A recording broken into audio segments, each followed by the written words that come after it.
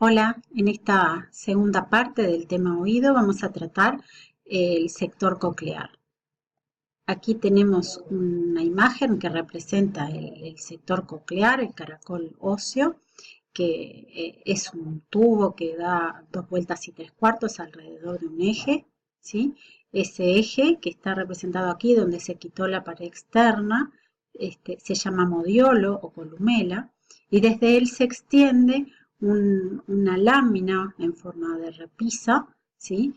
que sigue un trayecto en espiral, ¿sí? Una lámina ósea que se llama lámina espiral ósea, desde la cual a su vez se extiende una membrana, la membrana basilar, que está representada aquí en rosado, que sigue esas mismas vueltas, y se extiende desde la lámina espiral hasta la pared externa, donde se inserta a través del ligamento espiral en esa pared externa de ósea. Cuando se hace un corte que pasa por el modiolo, vamos a observar en los preparados histológicos este tipo de imagen. Aquí está el corte de ese modiolo o eje del caracol y a los lados se ven estas cavidades que son los cortes del conducto coclear. Si miramos más de cerca una de esas vueltas del caracol, como se ve acá en esta imagen, vamos a observar que está dividido en 3 partes. Una rampa o una cavidad superior que se llama rampa vestibular.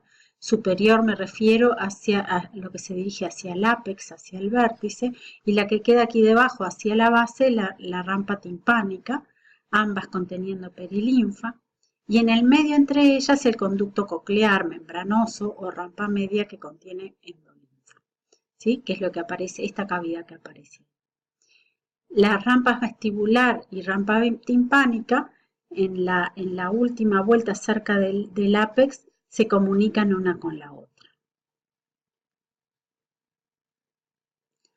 Para observar las paredes de ese conducto coclear membranoso, nos acercamos un poco más, ¿sí? Tenemos acá el conducto coclear, rampa vestibular, rampa timpánica aquí debajo. Aquí desde el sector derecho de la imagen del preparado estaría el eje o modiolo, ¿sí? Y aquí está el corte de este sector, que es lo que vamos a ver aquí a este nivel. Entonces, esta parte es el corte de la lámina espiral ósea que vemos acá. Esto otro que aparece aquí es la membrana basilar, que es la que veíamos aquí en rosado. Y sobre la lámina espiral ósea vamos a encontrar este engrosamiento, que es un engrosamiento del periósteo, ¿sí? Que sigue como un borde todo a lo largo de la membrana, de la lámina, ¿sí? Que se llama limbo espiral. Desde este limbo espiral se va a extender esta membrana, ¿sí? Que es la membrana vestibular o membrana de Reissner, ¿sí? Que se extiende desde el limbo hasta la pared externa del conducto óseo, ¿sí? Y el resto de la pared externa, la va a formar esta estructura, que es un engrosamiento del periósteo que se llama ligamento espiral y en el que ya habíamos mencionado que se inserta la membrana basilar en el lado externo. Sobre la membrana basilar se va a encontrar el órgano auditivo u órgano de corte, ¿sí? Y con este órgano contacta esta membrana, es una estructura prerreceptorial que se llama membrana tectórica. A destacar de lo que es el oído interno, el conducto coclear sobre la pared externa, este sector que vemos aquí, es lo que se denomina la estría vascular. En esa zona, el ligamento espiral, ¿sí? Está revestido por un epitelio, ¿sí? Un epitelio que en su interior tiene estos vasos sanguíneos y que es importante porque está relacionado con la formación de la endolinfa. Las células que lo conforman a este epitelio tienen sobre todo estas células marginales que están hacia la luz del conducto coclear, las características típicas de células de transporte activo. Y con respecto a lo que sería el órgano de Corti, vamos a tener que está formado por varios tipos celulares. Entre ellos van a estar las células receptoriales, que son estas que están pintadas aquí en amarillo, ¿sí? Hay un grupo de células, estas células receptoriales son similares a las que veíamos en la región vestibular, ¿sí? Y hay un grupo de células ciliadas internas y otras externas. También vamos a tener células de sostén y como parte importante del órgano de Corti van a estar estas que son las células pilares, que hay un grupo de células pilares internas hacia lo que sería el modiolo y otro externo hacia la pared externa. Y otro tipo importante son las células falángicas, que son estas que aparecen aquí. Todas ellas con una morfología bastante compleja como ustedes pueden ver. Además hay otras células de sostén, ¿sí? Del lado interno, por dentro del grupo de células falángicas y receptoriales, vamos a tener las células limitantes internas que se continúan con el revestimiento de este sector del limbo espiral. Por fuera de las descritas vamos a encontrar a las células limitantes externas o células de Hensen, ¿sí? Y después otro grupo de células también con nombre propio de Claudius y de Bocha. Todas estas células que nosotros vimos recién y que conforman el órgano de Corti van a estar, acuérdense, siempre en grupo, siempre siguiendo el espiral. Acá lo estamos viendo en un corte, pero todo esto sigue en espiral. Las células receptoriales son estas que están en azul, las externas son filas o hileras. Y aquí tenemos las internas, ¿sí? Estas que aparecen en verde son las que están aquí en rojo, que son los pilares, que tienen esta morfología también compleja. Y aparecen también en esta zona las células falángicas. Y después las otras células de sostén que habíamos mencionado antes, ¿sí? Entonces estos tres tipos celulares son los más importantes en la composición, en la conformación del órgano de Corti, ¿sí? Las células de sostén, estas que son las células de los pilares, tienen esta morfología, tienen una base ensanchada que se apoyan en parte sobre la lámina espiralósea y la masa externa sobre ya la membrana basilar. Tienen una prolongación, ¿sí?, que se extiende hacia el sector apical del epitelio y que se ensancha y se une al pilar del otro lado y a su vez se une también a las células de sostén y a las células receptoriales, conformando una estructura toda continua aquí, ¿sí?, mediante uniones intercelulares. En este tipo de células es importante como el citoesqueleto, hay un haz de microtúbulos que se extiende por esa prolongación. Las células falángicas, el grupo de células, vamos a tener una por cada célula receptorial. Hay un grupo de células falángicas internas que sostiene y engloba casi toda la célula receptorial interna, la célula pilosa interna, en realidad una para cada célula, ¿sí?, también en hileras como vimos en el dibujo anterior. Las células falángicas externas que envuelven la base de las células pilosas o receptoriales externas, ¿sí?, y que envían una prolongación apical que también se extiende a nivel apical, se ensancha formando una placa, ¿sí?, que se une a las células vecinas, ¿sí? Aquí también es muy importante el componente de microtúbulos que sostiene toda esa estructura, ¿sí? También vamos a tener que ese epitelio tiene como espacios, ¿sí? Entre las células de los pilares se localiza el túnel interno o túnel de Corti. Aquí por fuera del pilar externo vamos a tener el túnel medio, espacios de muela y una serie de espacios.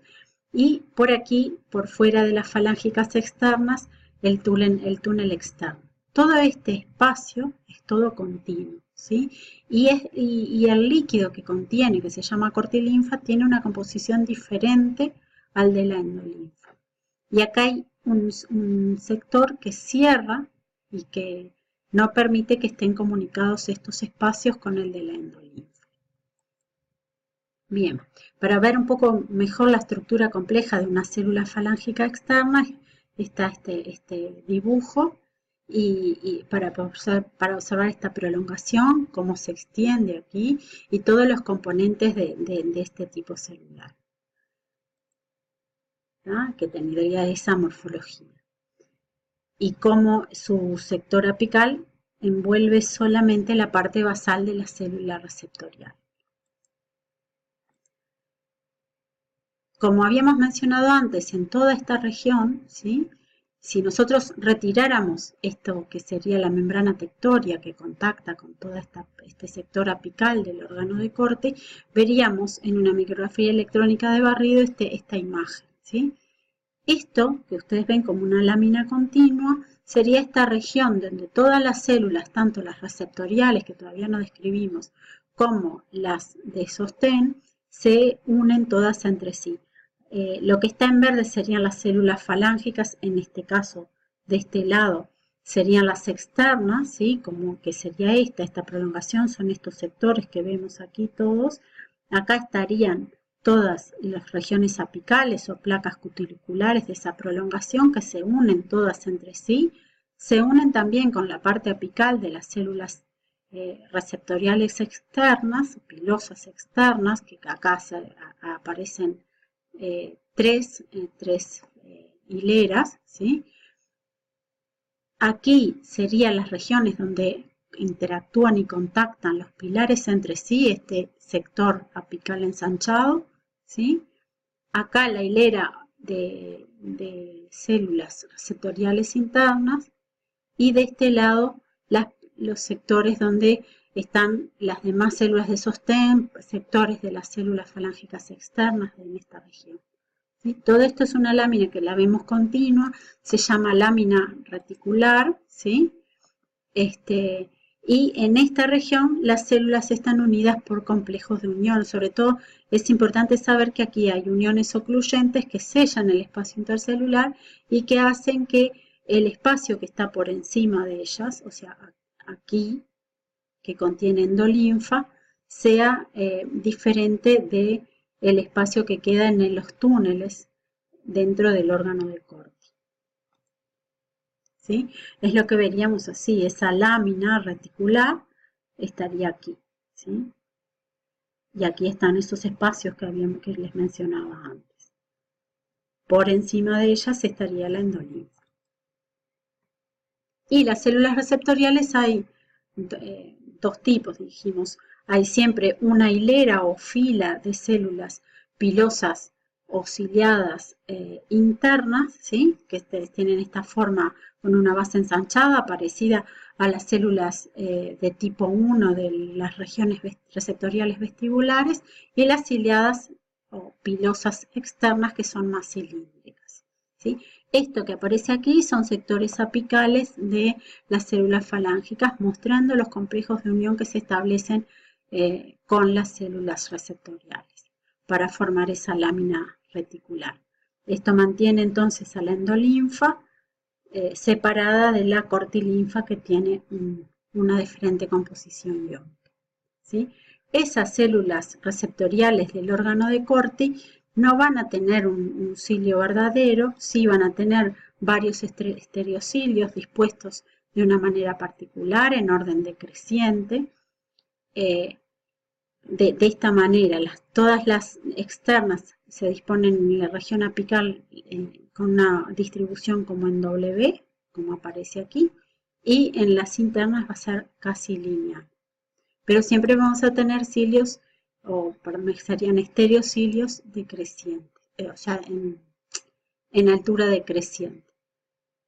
Estas estructuras, los estereocilios, contactan con la región o estructura prereceptorial, que era la membrana tectoria, y allí dejan una huella, en este caso son de pilosas externas.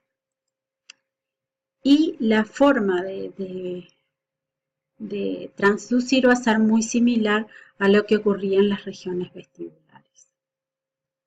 Van a actuar por desplazamiento de la membrana basilar, ¿sí? Que va a hacer que se desplacen esos estereocilios. Muy bien, muchas gracias.